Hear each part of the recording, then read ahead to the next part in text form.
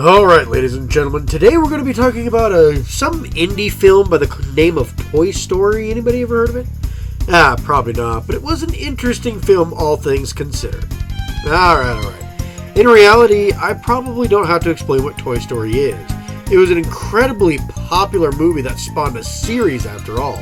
The original movie was the first fully computer animated movie, putting Pixar on a large map and getting everyone excited for Kingdom Hearts 3 when Toy Story showed up there. And I'm in that camp. When the original Toy Story came out, I was super excited to watch it. And when I did, I fell in love. Not like in love with one of the characters. I fell in love with the film, guys. Come on. Now, I'm not here to talk to you about the movie in depth, but the video game that came out during the 16-bit era. But you're also probably wondering why. Well, I'm talking about this mostly because Tomb Raider and Gex are coming out in a collection. Yep, I had nothing but issues trying to record one of these, so I may as well just wait off on both while the collections come out. However, another popular PlayStation 1 platformer was Toy Story 2. Yeah, the second one. Not necessarily the first one, but I figured I should cover this game first. Besides, I absolutely love the movies after all. Well, most of them, the first three. The fourth one was fun, but not great, and the Buzz Lightyear spinoff was absolute garbage. Either way, when I was a kid, I wanted to play Toy Story for my Super Nintendo. Any of you know what? Somehow I beat the game. Yeah, crazy, huh? I'm not exactly sure how. Maybe it was the unlimited continues. I must have wrote down the codes. It's hard to say. But yeah, eventually I memorized the levels enough to win the day. Either way, I'm actually going to go focus mostly on the Sega Genesis version for this game this time around. Why? There's one extra level. However, on appearance, I will discuss the SNES and even the Game Boy version very briefly. So without further ado, let's do it. Let's take on Buzz Lightyear of Star Command. You know, Buzz Lightyear, the world's greatest superhero, now the world's greatest toy. If only the Buzz movie didn't randomly retcon all this. Anyway, let's get into the story. Toys are alive in this movie's universe, and they all have meetings and issues just like humans. Woody belongs to this kid by the name of Andy, and Woody is his favorite toy. He's the leader among the toys as well, and everyone goes for him for advice. However, due to Andy's birthday party, there's a new toy in the block by the name of Buzz Lightyear, which the game makes us race for whatever reason. Woody's reign is threatened. Woody even has a nightmare about Buzz in this game for a boss fight, which is kind of interesting. Anyway, eventually Woody knocks Buzz out the window.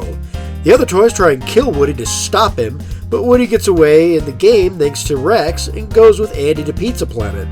On the way, Woody's attacked by Buzz, leading to another boss fight, and the two have to now team up to get back to Andy's house. Invading Pizza Planet in disguises, they do well, but Buzz takes off into a claw machine thinking it's an actual rocket ship. Yeah, the game kind of brushes over this, but Buzz actually thinks he's a deep space explorer. His story is actually better than Woody's in the movie, if I'm going to be honest. However, the game ends up focused on Woody. I'll probably get the most mileage out of Woody's situation in constructing levels from the movie. Anyway, Woody has to fight his way into the claw machine, play Doom for some reason while helping the aliens, and then fight the claw machine as a boss fight, all of which are game exclusives. Afterwards, Woody has to fight through Sid's house. Sid is a kid that comes out of nowhere on the game, but gets Buzz and Woody from the claw machine. In the movie, he's actually Andy's neighbor, and is shown early on blowing up one of his own toys, painted as a young punk of sorts. Either way, his house has levels. You'll have to run around as Woody with his head burning, find Buzz and fight some mutant toys, and even escape on Sid's skateboard from his dog. Lastly, the game has you chasing down the moving van. See, Andy and his family were about to move in the movie. There are several levels involved here, but mostly this will be about Woody using RC and the rocket to move more or less back into the moving van, or at least back into Andy's hands. Poor RC, he's just left on the road to die in the game though. Shame, he's a good toy too. The movie has a fantastic story, and it is an amazing film after all. The game has an abridged version of this, adding some weird story points to create levels the movie wouldn't have provided. Overall, though, I don't mind the story here. Yeah, it isn't as good as the movie or presented as well, but overall, I think it works out.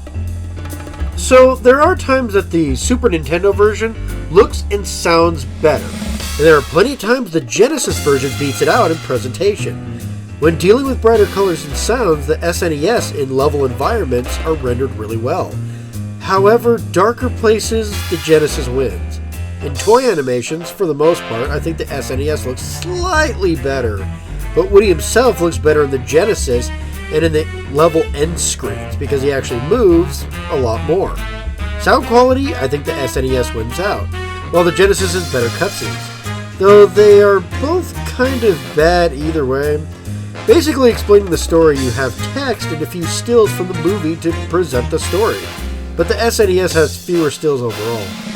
The graphics are pretty decent on both versions though, using the digitized 3D models and turning them to sprites much like Donkey Kong Country. Visually, this game does look pretty good with a lot of the movie references, and even just having the toys moving around in the first level while not trying to kill you. These nice touches don't save the Game Boy version from looking like hell and playing worse than both other versions. I didn't get very far in the Game Boy version, but I think the SNES and Genesis sound pretty good and look pretty good all things considered. It doesn't matter which version you go for, they both look pretty decent and sound pretty good too. So, playing as Woody, he is the only playable character other than maybe RC, you can jump and whip your drawstring. That's about it. See, as a toy, Woody has a drawstring activating his voice box.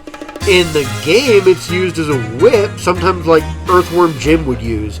But this will, at most, only incapacitate foes temporarily. You can also swing from hooks with the string and whip objects into the air. However, to use an object as a projectile, you need to whip it while it's already in the air. Yeah, you have to whip it off the ground and then whip it again while it's already in the air. This is incredibly clunky in case you're all wondering. Aiming the object is also really tough, hitting it in the air is just annoying, and it isn't like Woody is super fast on any of this either. Oh, and let's talk about RC. Twice, 3 times in the Genesis version, the game has you controlling RC, but instead of directly controlling the car in the control scheme that makes sense, you control his wheel. Yeah, pushing up doesn't move RC up in any way, shape, or form. It pushes him forward. Pushing right doesn't get him to move right. It only turns his little wheel, and he turns right from his perspective. So, more or less, you're up in the air watching RC from above. If you turn right, he does too. But he turns right for where he's facing. So if he's already facing towards the right of the screen, he'll go straight down. Yeah, this gets tricky to use. The level that is kind of a Doom clone also has some weird controls like this, and it's super annoying. It's not impossible though. Yeah, you'll eventually get used to it. It is technically playable, but I wouldn't call it good either. The platforming segments aren't too bad though when it comes to gameplay. Now, the levels are a bit of a different beast altogether. Each area has you dealing with a couple of levels and a potential boss fight before giving you a password. All the game doesn't say. You get passwords at the end of every area, though they aren't terribly long or anything, it's just a 5-number sequence. With enough time, dedication, and energy, you can eventually beat the game. However, you will not like the levels afterwards, let me tell you. The first area is fine. You have to find the army men and the radio in the first level. Then you kind of whip them a little bit. Then you have to put away Andy's toys before he shows up. You then race Buzz, which is just a standard platforming section. And you fight Nightmare Buzz as a boss fight. There are plenty of times the camera doesn't really show you what's up ahead though. And you will take damage, but none of it's terribly difficult yet. The second area starts with that horrible RC car section that I told you about beforehand. One of the two anyway. Then you have to help Rex while the other toys try and fight you. And then you end up in a riding scene on top of Rex, dodging all sorts of shit. This can be seen as unfair. There's some stuff coming at you that you won't know about until after you're already taking a hit. And yeah, you won't be able to beat this level without some quick memorization or, trial and error. It's going to be trial and error. After another fight with Buzz, the real one this time, you find out about having to whip objects in the air and then whip them again after they're already in the air, which is annoying, but Buzz also isn't all too difficult. Another password and you're breaking into Pizza Planet. You need to duck when people walk by as you're walking around as a cup, but this is literally just a straight shot. The insides of the claw machine will damage you though. Yeah, the insides of the claw machine, I swear, is near impossible to get by these stupid fans without taking damage. That may not sound like a big deal, but finding health and lives becomes very scarce very quickly in this particular area. Health also doesn't regenerate after levels. So if you get too much damage while inside the claw machine, wait until you find the boss. Ugh. If you enter into a boss fight with one hit and one life, expect to need your password very soon. That's how this game gets you into buying it over renting. Anyway, past fan blades and you enter the Doom area, which has a bit of a picky time limit unless you find the secret hole that you can throw aliens into. Yes, you collect alien toys, one at a time naturally, and you deposit them back into the area with all the aliens under a time limit. However, there's a secret hole you can stuff them into, pun fully intended, in the last room of the level, which cuts down time by a lot. Then you fight the claw machine. This is a huge difficulty spike. And the worst part of the game, easily. This fight sucks so hard. See, you need to bounce an alien toy up, and then when they're already in the air, expertly hit them again into the claw at the exact right time, or you lose a life. And I'm not joking either. You have to hit the claw after it picks Buzz up in the right time, basically at the apex of the claw's height before it starts moving away from you. If you miss or hit it too early or even late, which is incredibly easy to do, mind you, you will most likely lose a life. Chasing down the claw and hitting it with an alien is already hard to do, but doing this while the thing is moving towards the exit really fast is even worse. Plus, this just moves Buzz closer to the exit. The last few grabs are so fast, if Buzz is even remotely close to the damn thing, the claw machine will actually grab him and you'll miss a life. What's the big deal though? Simple. While the claw can damage you and kill you that way, if it collects Buzz during the fight, you lose a life, regardless of how much health you actually have. The claw is the toughest part of the game, bar none, and most likely draws hate from anyone who's played the game back in the day. Afterwards, the 2 levels in Sid's room are gauntlets of difficult terrain, and randomly moving fireballs built to steal your precious health away. This ends with a tough auto-scroller. Then you have the moving truck. There's a first-person RC section in the Genesis version that's not found in any other version. It is easy, it looks like garbage, so moving on. You get another top-down RC section, which sucks, but was way harder as a kid than an adult. The final level is another auto-scroller, but you move up and down as you're flying with Buzz now, which again is super easy compared to what I recall as a kid. Look, part of the difficulty is the game just not healing you in between levels. Mix this with cheap shots from enemies that you can't see until it's too damn late, and bam, you got a bit of a tough game. The claw can also calm down a bit. Ugh. Hitting this thing is incredibly difficult, and since it can basically nix one of your lives per miss, this is just pure frustration.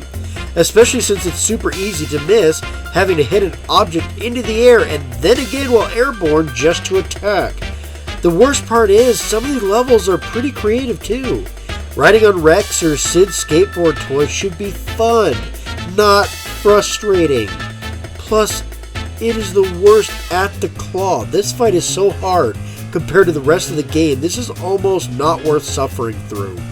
Ironically, in this day and age, you can just look up most of the passwords online and skip the fight if you really want to. Couldn't really do that back in my day. Oh no, I'm old. Well, I'm as old as the Game Boy, so yeah, I'm getting up there. Regardless, the other versions don't have different levels, just less levels. That's probably why the Game Boy version is somewhat looked upon by some people as the best version. It isn't, but I don't blame you if that's your reasoning. There's just less levels. It's the best version. Done and done. So, there's no real reward for beating the game. You see a horribly abridged version of the movie's ending, and that's about it. There's hidden lives and stars you can get for a possible continue, including, some that are hidden inside the claw machine, but that's about all the secrets you're going to be able to find. And there are less and less as the game progresses. Look, this game is kind of bad. The presentation and charm is easily the best part of the game, and they even mess us up in the cutscene department. But the music and graphics work well enough. Look, the story works, but it isn't super great. The gameplay is simple, but it can be an issue during some levels, and the levels just suck in general. Even the good ones aren't that great. If Woody didn't have the delay or aiming issues with his whip, if he could just hit bosses without smacking an object up into the air and then whipping it again, if the game healed you between levels, I'd probably be more forgiving. But no, not only is this game not super fun, but it gets to high levels of frustration in some of these levels, especially when you're dealing with Pizza Planet or Sid's house. The game is more than playable, and there's some novelty in playing the said game. But with no rewards, hardly any secrets, and a difficulty that's very high, especially around the claw machine, the game isn't looking so hot. The game looks nice, and I'll give some sympathy to the writing, and the gameplay overall functions okay, but there are some massive issues. So my final rating of the game is a 4 out of 10. If asked, the game isn't great or even good, but that also isn't the worst game out there for the Sega Genesis or SNES, I'm sure. However, from what I've heard, the sequel is a lot better received by fans, so I'm eager to start that up. Until then, like, subscribe, comment, ring the bell, and I'll see you next time, my minions. Take care.